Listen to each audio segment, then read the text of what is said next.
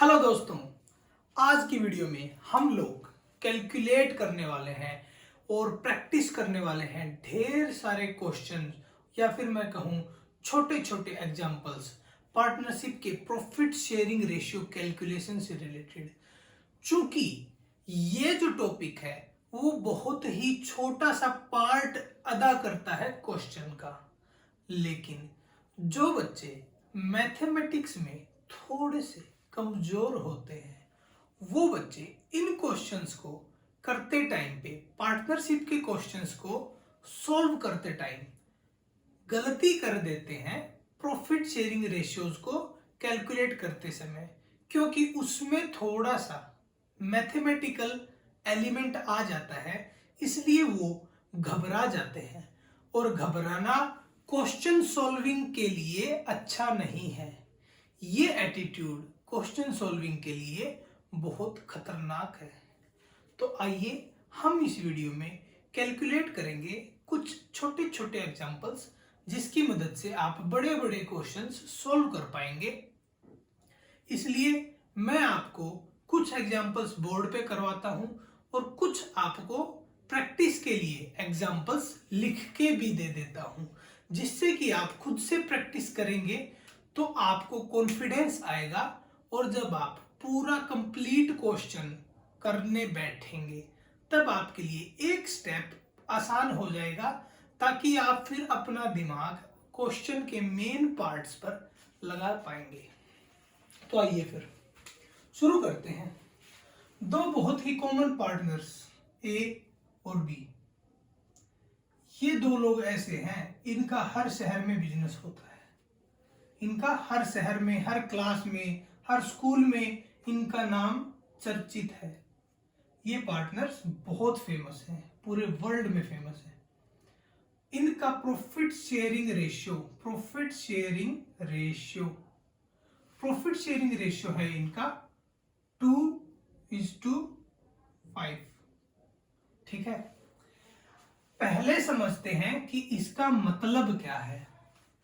कुछ बच्चों को ये पता भी होगा, लेकिन पता है तब भी एक बार मैं अपनी सिंपल सी लैंग्वेज में आपको समझाने की कोशिश करता हूं। दूसरा हिस्सा और पांचवा हिस्सा, इसको इस तरह से देखिए। टोटल हिस्से कितने हुए, इनको अगर जोड़ दूं तो टोटल हिस्से 7 है। फर्म में जब भी कोई प्रॉफिट या लॉस होगा वो 7 हिस्सों में डिवाइड किया जाएगा। 7 हिस्सों में डिवाइड किया जाएगा, जिसमें से दूसरा हिस्सा जाएगा ए को 2/7 और 7वें हिस्से में से 5 हिस्से जाएंगे बी को। इसका मतलब यही होता है कि जितना भी रेशियो दिया हुआ है इस 2 की फॉर्म में, रेशियो की फॉर्म में, उन दोनों को टोटल करिए। उससे अगर हम प्रॉफिट या लॉस को डिवाइड करेंगे तो उसके बाद जो हिस्से हैं वो हम कैलकुलेट कर पाएंगे। तो ये मैंने इनको फ्रैक्शन फॉर्म में लिख दिया। अब बात करते हैं कि जब कोई पार्टनर एडमिट होता है,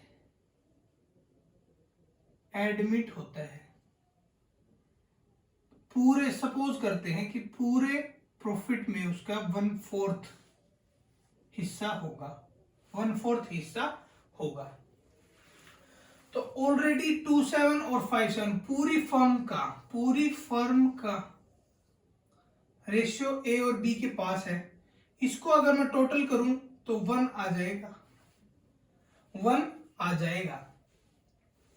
अब इस 1 का 1/4 हिस्सा चाहिए किसे, जो भी पार्टनर आ रहा है। 1 का 1/4 हिस्सा किसी भी चीज का 1/4, 1/3, 50%, 20%, किसी भी फॉर्म में अगर दिया हुआ हो तो उसको आप मल्टीप्लीकेशन के जरिए आप वो कैलकुलेट कर सकते हो। तो पूरी फर्म का हिस्सा है 1, उसमें से जो x एडमिट हो रहा है, आ रहा है, उसको मिलेगा 1 का 1/4 भाग। तो कितना हो गया, मल्टीप्लाई कीजिए, 1 × 1 इज 1, नीचे भी 1 है, 4 × 1 4, 1:4। तो 1 में से 1/4 तो ले जाएगा x, पीछे रिमेनिंग कितना बचा, जो कि रिमेनिंग ए और बी के पास कितना बचा। अगर x ने 1/4 ले लिया तो अब जायज सी बात है कि जो a और b के रेशियोज थे इनमें भी कुछ फर्क आएगा। और मैं आपसे पूछना चाहता हूं कि वो फर्क a और b का अब आने वाले समय में रेशियो कम हो जाएगा या ज्यादा हो जाएगा। उन्होंने अपने हिस्से में से, दोनों जनों ने मिलके अपने हिस्से में से किसी थर्ड पर्सन को एडमिट करके उसको एक हिस्सा दिया है पूरी फर्म में। तो अब लॉजिकल बात तो यही है कि ए और बी का जो रेशियो है वो भी कम हो जाएगा, क्योंकि उन्होंने अपने हिस्से में से निकालकर एक्स को कुछ प्रॉफिट शेयर किया है। तो ये तो हो गया एक्स का, इसकी बात छोड़ देते हैं। अब रिमेनिंग 1/4 वन में से 1/4 ले गया एक्स, अब बच गया पीछे कितना। तो अब यहां पर आप एलसीएम ले लीजिए, इसके नीचे भी 1 है तो एलसीएम होता है lowest common factor, lowest common multiple. तो अब इन दोनों में सबसे कॉमन क्या है, ऑब्वियसली 4 ही है, क्योंकि 4 के टेबल में, 4 के पहाड़े में 1 नहीं आएगा, लेकिन 1 के पहाड़े में 4 आ जाएगा। 1 को अगर 4 से गुना करेंगे तो 4 आ जाएगा, 4 इनका एलसीएम आ गया। तो 1 को अगर मैं 4 बनाना चाहूं तो कितने से मल्टीप्लाई करना पड़ेगा, 4 से। अगर नीचे 4 से मल्टीप्लाई कर रहा हूं तो ऊपर भी 4 से मल्टीप्लाई कर दो, जिससे मान लो ये कट जाएगा तो सेम ही रहेगा।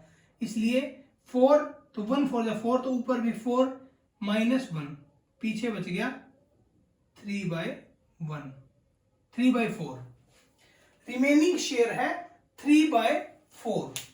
अब ए और बी इस रेशियो को, ए और बी इस रेशियो को कैसे डिवाइड करेंगे, चलिए बात करते हैं ए के बारे में। 3/4 में इसको मिलेगा 2/7, ऑब्वियसली उसी रेशियो में डिवाइड करेंगे जिस रेशियो में वो ऑलरेडी पहले कर रहे थे।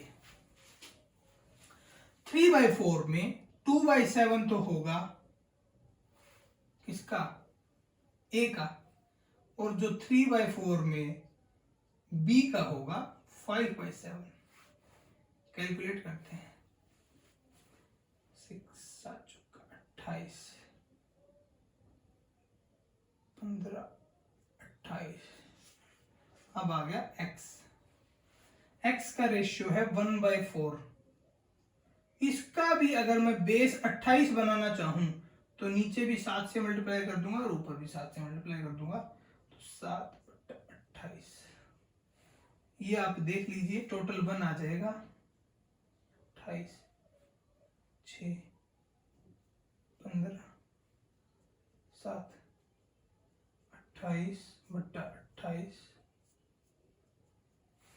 तो रेशियो आ गया 6:15:7। यानी कि अब जब भी प्रॉफिट होगा या लॉस होगा उसको 28 हिस्सों में डिवाइड करेंगे। 28 हिस्से, 28 हिस्सों में डिवाइड करेंगे, जिसमें से 6 हिस्से ए को मिल जाएंगे, 15 हिस्से बी को मिल जाएंगे और रिमेनिंग 7 हिस्से सी को भी मिल जाएंगे। तो ये है सिंपल सी कैलकुलेशन प्रॉफिट शेयरिंग रेशियो से रिलेटेड। जब कोई नया पार्टनर आता है उसको फर्म में मिलता है कुछ स्पेसिफिक शेयर, और पिछले जो पार्टनर, रिमेनिंग जो पार्टनर्स होते हैं वो अपने शेयर में से कुछ सेक्रीफाइस करते हैं।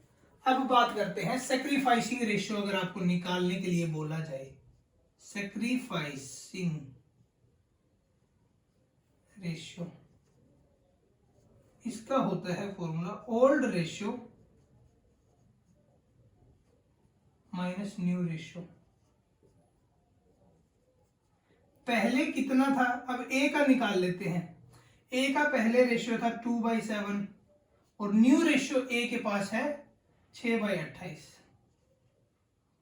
इसको थोड़ा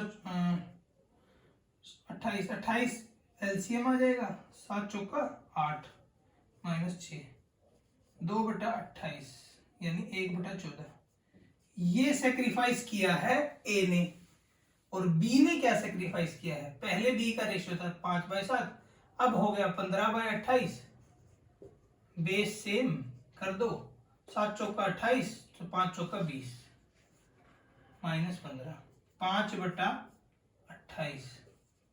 इतना सेक्रीफाइस किया है बी ने, तो ये हो गया सेक्रीफाइसिंग रेशियो। इस केस में ये जो केस बनाया है मैंने, इसमें दोनों के दोनों पार्टनर सेक्रीफाइस कर रहे हैं। कुछ क्वेश्चंस में इस तरह भी दिया हुआ है कि जो नया पार्टनर आ रहा है उसे एक फिक्स रेशियो दे दिया गया, जैसे 2/3 या फिर जो भी कुछ भी रेशियो दे दिया गया, न्यू रेशियो आपको साथ में दे दिया गया कैलकुलेट करने के लिए। उसमें फिर आप गेनिंग रेशियो या फिर सेक्रीफाइसिंग रेशियो अगर आप कैलकुलेट करना चाहेंगे तो यही तरीका है। बस आप ये देख लीजिए, ओल्ड रेशियो माइनस अगर न्यू रेशियो कर रहे हैं तो सेक्रीफाइस रेशियो निकल रहा है, इसी तरीके से गेनिंग रेशियो भी निकाल दिया जाएगा, बस उसमें साइंस का फर्क हो जाएगा। अगर यही मैं बात करूं, अगर ये माइनस में आता तो यानी कि ए जो है वो सेक्रीफाइस ना करते हुए गेन कर रहा होता। गेन करने का मतलब क्या है?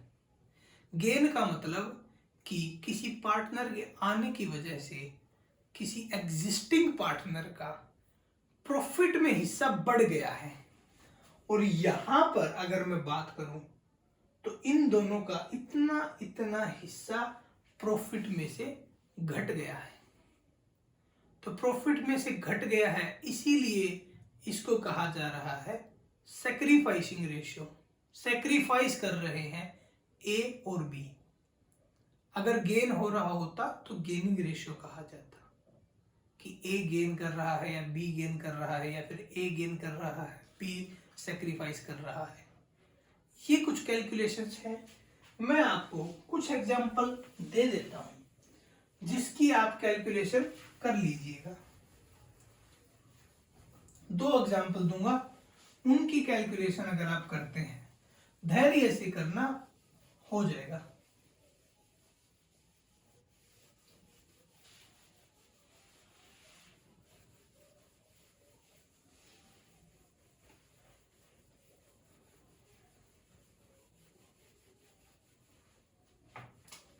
Partner P, partner Q, profit sharing ratio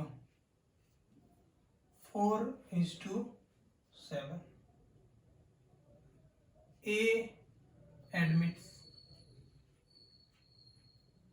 for 2/3 of total share of firm।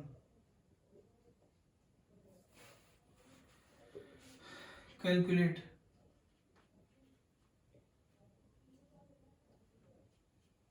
New ratio, देखिए ओल्ड रेशियो तो ये दिया हुआ ही है, तो इसके बाद में ए के आ जाने की वजह से न्यू रेशियो क्या हो जाएगा, उसके बाद में हमें निकालना है सेक्रीफाइस और gaining ratio, ratio for P and Q. जाहिर सी बात है, जो एग्जिस्टिंग पार्टनर्स हैं वही गेन या सेक्रीफाइस करेंगे, इसलिए मैंने पी एंड क्यू लिखा है, ए नहीं लिखा है। तो आपको 2 ही चीज करनी है, ये इनका पुराना रेशियो है, ए आ गया 2/3 शेयर के लिए, उसके बाद में न्यू रेशियो क्या हो जाएगा और सेक्रीफाइसिंग गेनिंग रेशियो इन दोनों के लिए क्या होगा। आप ये एक ही एग्जांपल अगर करते हैं तो काफी है।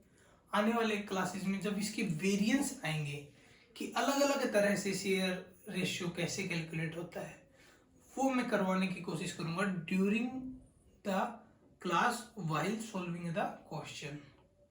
आई होप ये क्लास आपको कुछ हद तक इंफॉर्मेटिव लगेगी। पिछली क्लासेस से थोड़ा एक्स्ट्रा स्लो बताने की मैंने कोशिश की है, तो आई होप ये आपको हेल्पफुल होगी। Thanks a lot.